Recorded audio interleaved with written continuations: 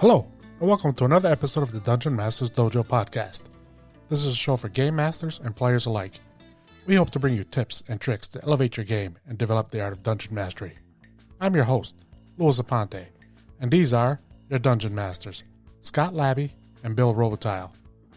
Let's enter the dojo and see what they have in store for us today. Take two.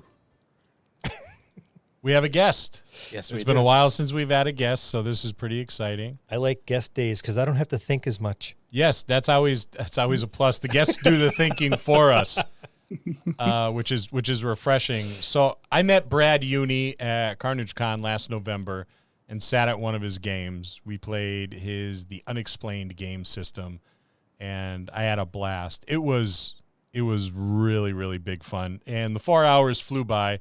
I went up there with Chet. We all know Chet. Yeah, well, we do. And I instantly knew I had to invite him on the podcast to talk more about his games, running games at cons, and his future products. So it's Brad Younie. Hi, Brad. Hi, Brad. Hello. Welcome to the dojo. Yeah, it's great to be here. Yeah, I'm glad. It took us a while to kind of nail this date down, so I appreciate your patience. Oh, not a problem. And it's great to have you.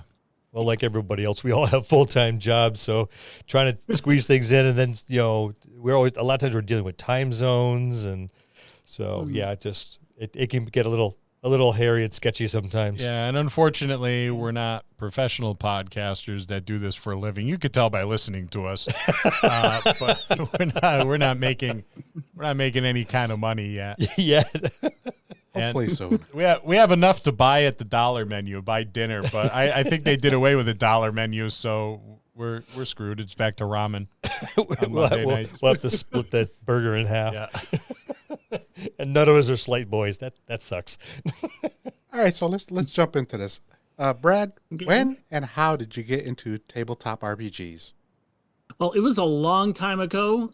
Doing the math, I think it was around 1976. When I was in fifth grade, a friend of mine brought me to his friend's place, and to play this game I'd never heard of before, and it was D&D. And back then, it was the original, the white box with the pamphlets, with the booklets, and they gave me a character. We played. We did a couple sessions, and then school and stuff got in the way, and then they moved.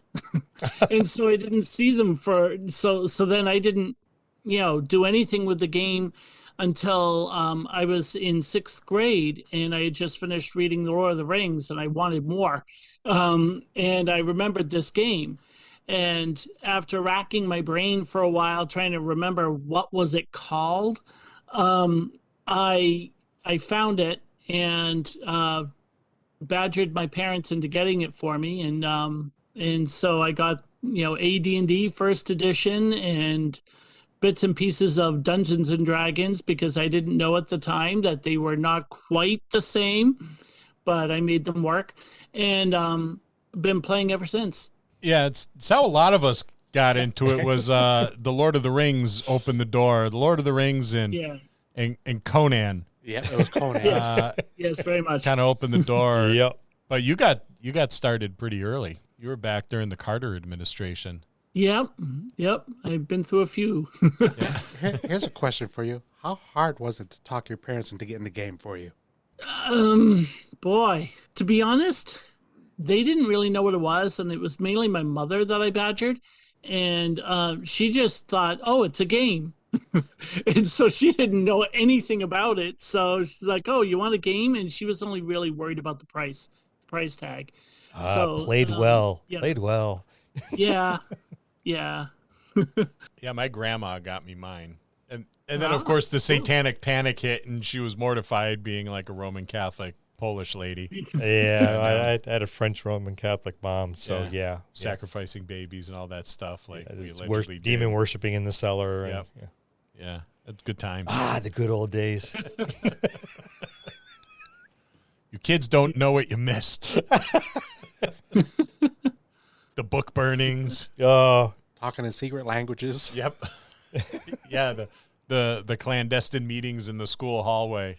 Yeah. I had met one time this guy who was he would get the newsletter from the little magazine from the Jimmy Swaggart Ministries, and they had a special occult edition one, and this was like when I was in my late teens, and he actually watched us play D&D, and he was like, I don't see anything wrong with this. And he gave me a copy of that special occult edition one, and we had fun.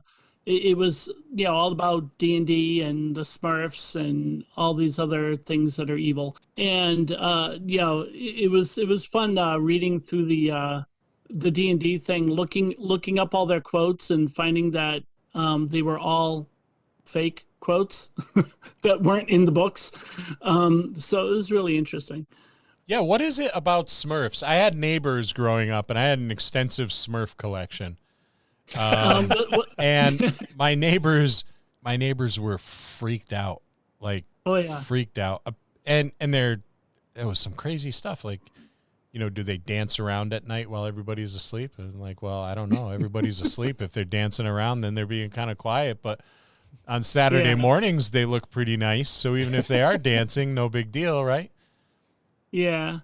I think the magazine said something like all magic is evil, and the Smurfs are especially evil because they lure children with cute and cuddly characters. So it's just that. And no mention they whatsoever. didn't like Ronald McDonald either, because really? Because his commercials, he would do magic. Oh yeah. He's not as wholesome as the Burger King or Wendy. No, I guess not. Who was a dictator? I'm surprised they didn't mention that there's like 100 of them and only one female. So I'm sure somewhere's in there they mentioned. They had to have. That's got to be. They might have. I don't remember. Yeah, that would have been my first thing, my go-to. Yeah. So, how did you start running games? And tell our listeners about your particular style of game mastering. Okay.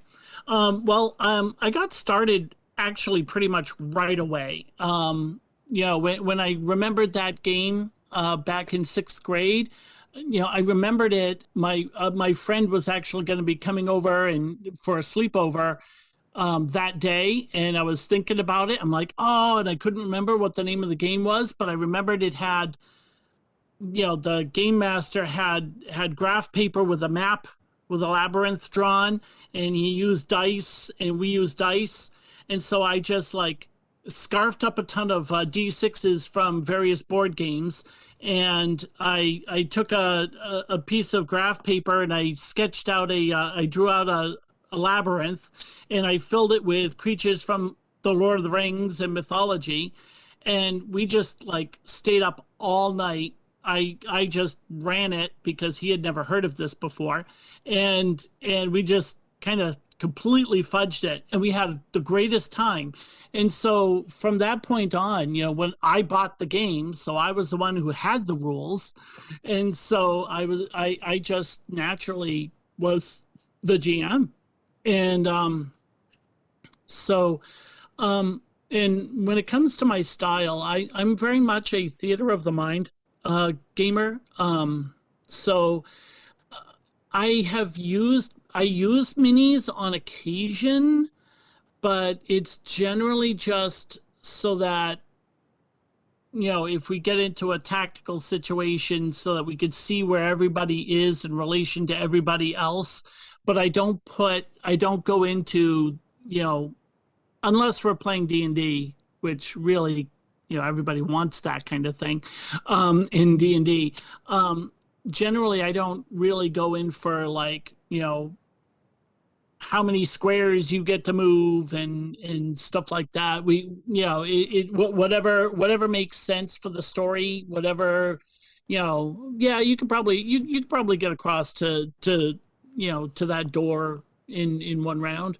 So, it's that kind of thing. It's really more about the story and about the characters and the interactions and all of that. And when there's action, it should be fun and cinematic and crazy and chaotic. Do you think your style of game mastering has evolved over the years? Oh yeah, a lot. I started off being more about, the only game I knew was D&D, and it was first edition, and so it was very crunchy, very dungeon crawl, and very much not so much into story, and that's how I played it for years, decades probably, actually until it was in 1999 where I finally got kind of sick of playing D&D the way I had been playing it. And I wasn't sure what it was I was looking for until I ran a play-by-email game, and one of the players just was doing full-on story mode with his character, and I totally loved it. And I realized that's what I was missing in my games. And a friend told me that year in 1999 that there were other role-playing games that focus on stories, and that's when I got into all the others. And so it definitely evolved. I was playing more by the rules. I mean, I was loose. I've always been kind of loose on a lot of the nitty-gritty of the rules, but it wasn't until then that I really started opening up and getting into the more story-oriented games in style. Do you have a regular game you play in or that you run? At the moment, I have two games that I'm currently in. One is a Friday night D&D game. We play 5th edition, and it's actually my son is the GM, which is awesome. I've been always the GM, always, and yeah. And so I am actually, I kind of feel like I'm a newbie as a player, and so it's been really great having my son kind of pass the torch over to him a bit and have him run, and he's getting really good as a GM, and so I've been playing in that, and then I host a once a month game. A monthly game, which we run kind of like a convention, where we have in it, and we use a Facebook group to organize it, to schedule, and we treat it like it's a convention event. So we have a different person volunteers to run a game. It could be any game system. And the only rules are the GM has to bring characters, already pre-made characters, and the players don't have to know the system before we play. We just sit down at noon and start playing. And we used to do it in person at my place, but of course lately, because of COVID and stuff, we've been playing it on Discord. We did that for about a year with it was strictly with 5th Ed, but it was fantastic because we had. It was a little over a year we did that. We have a pretty big group, so people come and go, based on their schedule. So we did it episodic, and we had a new GM jump in, and we had very few rules. We each made 3 characters. We could use any one of those 3 characters on any one of the adventures we wanted, and they would commit to 1 session, or 2, or 3, or 4. Yep. And it was great. We had people running games that never ran games before, and they were really good. Awesome. That's awesome. Yeah, it was all in one city with 3 characters, so you had the same reference points, but you changed one person out. The dynamic of the entire group changed. Oh, definitely. Definitely. It was fun. Yeah, that sounds great. That's a little different from what I do with our monthly game, because we try to keep it down to one shots. So that way, like we played City of Mist yesterday, actually, which I had never played before, and it was a lot of fun. I'd never heard of it. So we play just all kinds of different games. I ran the One Ring second edition because I did the Kickstarter. I ran that last month. It's just just different games, different everything every month. It's a lot of fun. That's cool. It sounds like a lot of fun. When you run, and you run a game, and it's your regular game that every week or whatever have you. How is that different than when you run your convention games? Well, it's very different for me. My experience of it is very different because I get different people at the conventions. I never know who I'm going to get and how they're going to play and all of that. It's always just really exciting for me that way. But I mean, And now it's time for a break. Come play games with the Dungeon Masters Dojo at Rising Phoenix Game Con this April. We're pleased to be attending the New England's hottest new gaming convention from April 22nd to the 24th at the Doubletree by Hilton in Milford, Massachusetts. There are going to be games, vendors, and panels. If you're a GM, a great way to support Rising Phoenix Game Con is to run some games. If you're a gamer, you can support Rising Phoenix Game Con by buying tickets and attending the convention. Rising Phoenix Game Con is organized by friend of the podcast, Scott Legault, and a group of amazing gamers. You can check them out over at risingphoenixgamecon.com. You can get your tickets and sign up for games over at tabletopevents.com. Early registration is now open. We hope to see you at Rising Phoenix Game Con this April. Links will be in the show notes. Welcome back. If I'm running a regular game, then I can have bigger stories, bigger plots, bigger stories, full, kind of a full campaign. I can have the mystery or whatever it is I'm running pan out and be more immersive. Where at a convention it's a one shot. And so you got these short stories that have to, you got 4 hours to play it and you got to have your ending within that time, So it's definitely a different situation. I enjoy both. It's an art form. I've sat at tables at conventions and have marveled at the ability to be able to tell an engaging story from start to finish in 4 hours is huge. When you have an entire year to tell an engaging story, it's easy. Right. And you never know. Well, especially at a convention, you don't know these people you're playing with. So you don't know who's going to be if anyone's going to be distracting or go off on, or if they're going to go off on tangents or, that could slow the game down. And at a con, you can't let that happen too much. Yeah. And so it can be a challenge. It's like wrangling cats sometimes.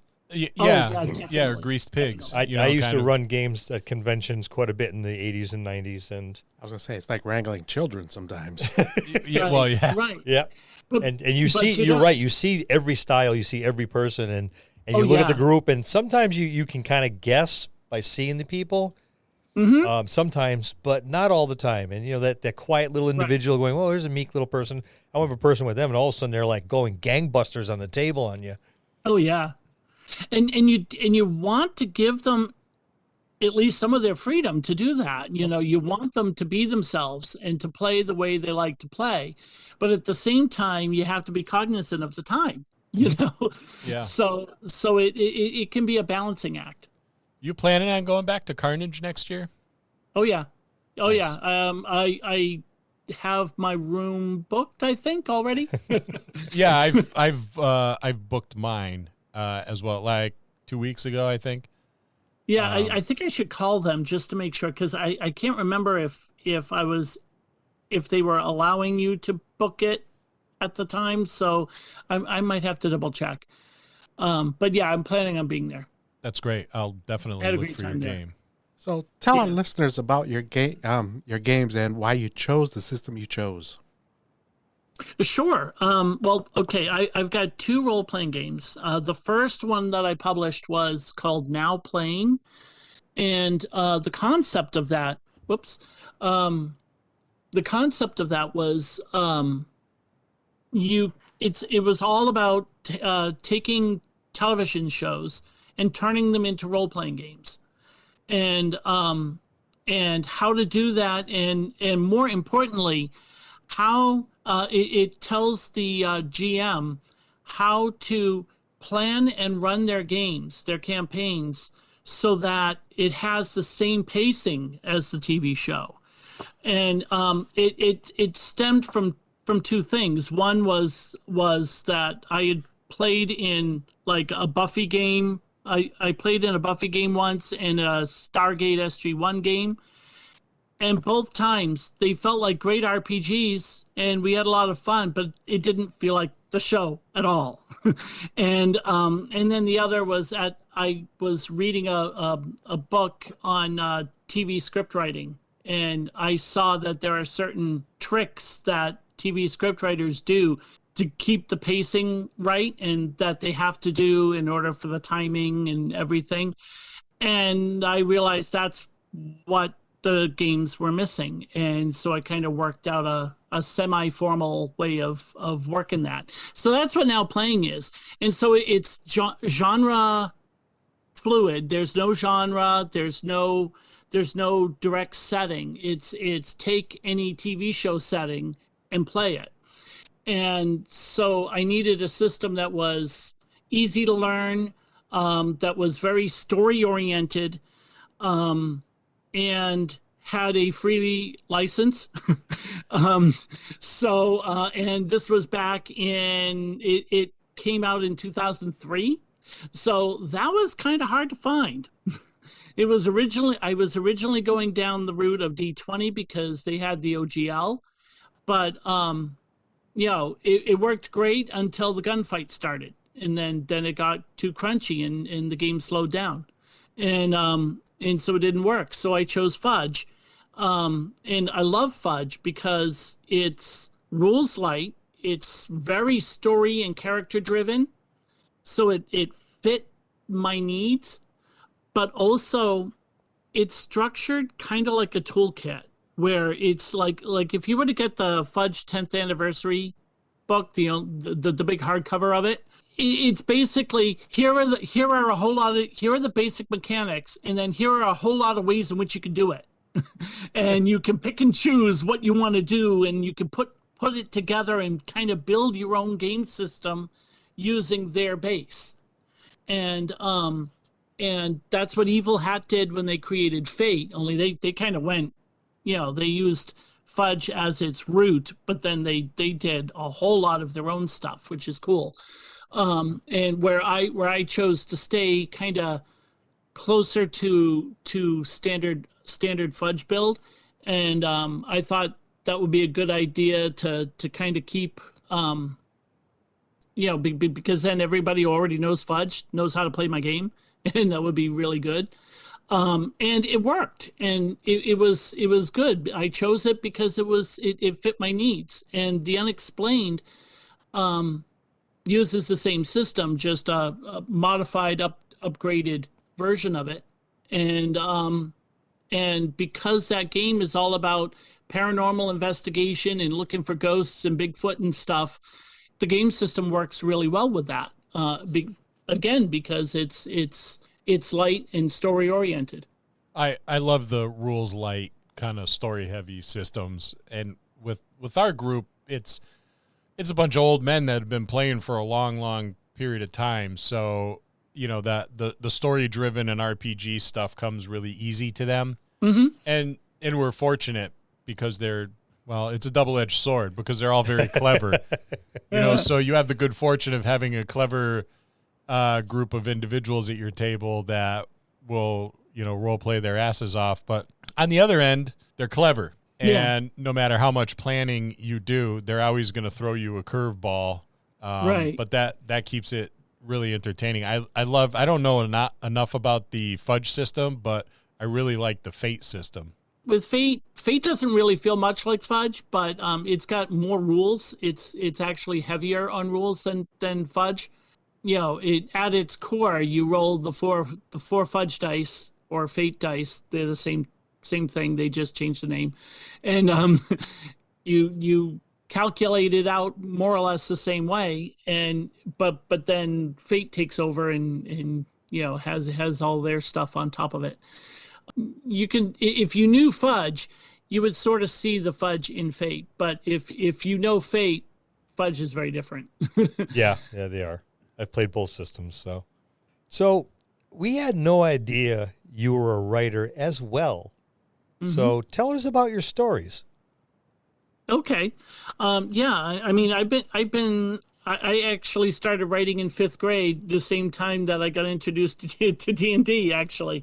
So I've been writing all my life, and it's only been fairly recently that I've been able to finish a story. That was always a hard thing for me because I have ADHD. So that makes it challenging. But yeah, I write both novels and short stories. And most of my stories end up being novels because I tend to, my stories always tend to be big. And so I have, and most of the novels that I've written so far have been urban fantasy, kind of in line with like the Dresden Files. I currently have one book currently available called Bad Luck, and it's a novel. It's available wherever books are sold. There's a private investigator, a filthy rich, actually, private investigator who's a private investigator because he wants to be, and not because he's living off his parents' money, and he has some magical abilities that he can't understand, and he can't explain why he has them, and he understands that there are things in this world that are hiding in plain sight that he can see and nobody else can, and so he's trying to learn about that and learn more about himself. And in doing so, he takes cases involving the occult and the paranormal. And, so he takes on a case in this book that runs him afoul of fairies and more. So it's that kind of thing. I have another book coming out, actually like within a month or two. That's a YA urban fantasy, and it's set in the same world. So I have this kind of shared universe that I'm building a lot of my stories into. And I've got several books written and in various stages of edited and ready. And I'm writing a new one now. So that's, I've been very busy. My short stories have primarily been sword and sorcery, which I love. That's awesome. Well, we touched upon this a little bit, but what upcoming projects should we be looking for? Okay. So I've been working on a couple projects off and on over the years. And I have much more recently kind of picked up development of them. And one of them is an adventure book. I don't want to say it's a campaign book, but it's an adventure book of cases that all take place in New England. So New England is the theme. I've been working on that, and I'm working very, I'm very active on it right now, trying to get it done and get that done. And I plan on running a Kickstarter to get funding so that way it can be, nice hardcover color, if possible. The other big product is a cryptozoological or cryptid monster manual, which I'm awesome. actually yeah, that one I've been working on for a very long time, but I'm quite a ways into it. I'm like almost like around halfway through it, and I'm back now actively working on that one too. So it's going to be kind of a combination of actual cryptids when I say real cryptids, I got to use air quotes because they're not proven, but they're real in that there have been people who have reported it, and there's actual sightings and stuff, and then there's also going to be a bunch of them that are made up, just to add spice and variety. Because I've found that a lot of the cryptids that have been seen are an awful lot alike. So, so to add some variety to it and some spice, there are some that are made up, but they're presented as though they are real. And but the ones that actually are considered real or from real sightings, they'll be marked. They'll so that way. That's one of my key things in the Unexplained is I like to delineate between what is made up for the game and what is actual, real paranormal stuff. So that way anyone who's a paranormal buff would know, oh, okay, this creature has supposedly actually been sighted, but this one hasn't. That kind of thing. And but I do have a investigator's journal, so it's kind of a book that you can fill out your character sheet in and have and take case notes and all of that.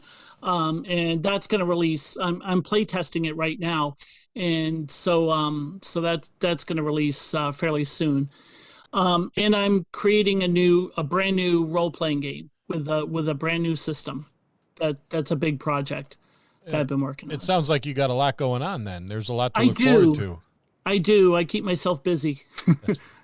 Where can we find your stories? My stories, bradyounie.com is my website. And that's where you can get all the info about it. You can join my email list. If you join my email list, you automatically get one of my short stories as a free download.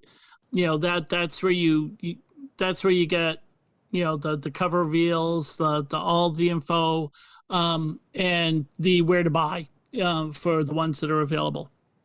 And that's BRAD, and Younie is YOUNIE for those interested. Right. .com. And so that's the place to go for my writing, for my books. How about the games?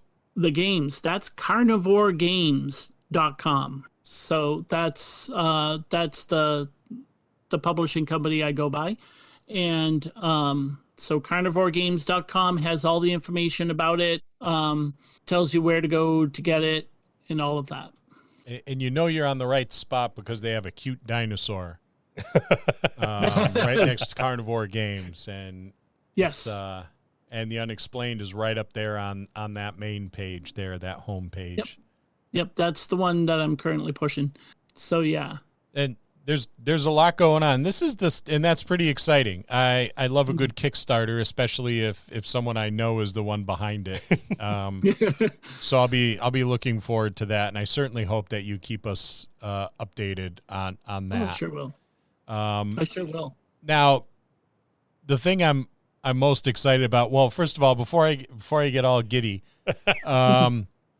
Brad has been gracious enough to send us a copy of The Unexplained, a nice hardcover book. Thank you for that, sir. We're passing it around. Yep. And it's going to be well worn by the time we're all done reading it. We're gonna do a review of that game in a couple weeks. So for our listeners, keep your eyes open for that. Ears open. Lend us your ears. When they stare at the mic, it just looks creepy. Yeah. And the big thing for me, anyway, and I know Bill and Lou are kind of jazzed about this, is Brad has graciously agreed to run us through an adventure using The Unexplained. We talked about that, so thanks for that, Brad. That's awesome. something that Thank we're you, all sir. looking forward to. Yep. So keep your ears out for that, because it'll be dropping. We're going to do that. We're going to record it and edit it, and that'll be dropping on the Dungeon Masters Dojo in the near future, probably on Wednesdays for a little bit. And that's something we're excited about, and we're doing that so you get an idea of how the gameplay feels and sounds. I've played it. I had a great time playing the game. So I think for those of you out there that are interested in something a little bit different, this is it. This is just what the doctor ordered, so to speak, to, step away from whatever you've been doing for a long period of time to get a break and try something a little different. And Scott's been particularly looking forward to this because he's constantly whining about how he never gets to play. I don't know if whining. It's whining. It's whining. It's whining. I got to put a bib around you just to catch the tears. Yeah, just if only I could play a game. All I ever do is I game mastered for 40 freaking years. Suck it up, Buttercup. I knew that was coming. Yeah. Well, I'm getting close to that 40 mark. So I'm allowed to be a little cranky about it. It's a complaint. It's not a whine. It's a complaint. Oh, all those in favor of wine, raise your mic. My mic. Aye. All right, and that's an evening with Brad Younie. We'll see you next time in the dojo. That's going to conclude this episode. Thanks for tuning in and listening. Please subscribe to the podcast for more great content. If you'd like to hear a particular topic, you can reach us on Facebook at the Dungeon Masters Dojo, or you can drop us an email at thedungeonmastersdojo@gmail.com. Thank you, and have a good day.